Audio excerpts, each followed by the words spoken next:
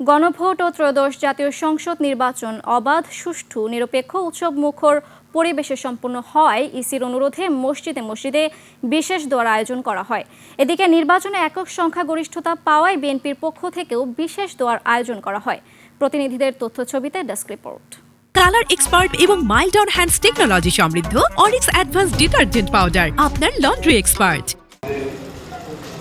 জুম্মার নামাজের পর নাটোরের নলডাঙ্গার রামশা কাজীপুর তালুকদার জামে মসজিদে বিশেষ দোয়ায় অংশ নেন নাটোর ২ আসনে বিএনপির বিজয়ী প্রার্থী রুহুল কুদ্দুস তালুকদার দুলু।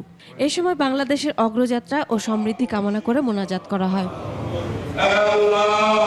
ময়মনসিংহের মসজিদগুলোতে বিশেষ দোয়ার আয়োজন করা হয়। বিএনপি যেন আগামী দিনে সুন্দরভাবে দেশ পরিচালনা করতে পারে সে দোয়াও করা হয়। এছাড়া শহীদ প্রেসিডেন্ট জিয়াউর রহমান ও বেগম খালেদা জিয়ার আত্মার মাগফিরাত কামনা সহ দেশ ও জাতির কল্যাণ কামনা করা হয়।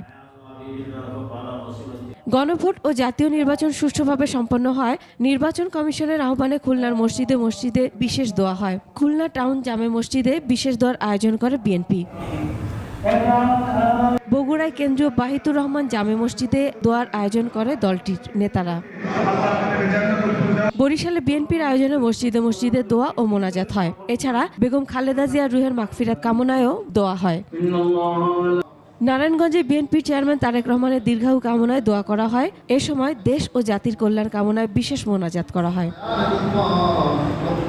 নেত্রকোনা শহরের মুক্তারপাড়া কেন্দ্রীয় জামে মসজিদে বাদ জুম্মা বিশেষ মোনাজাত করা হয়।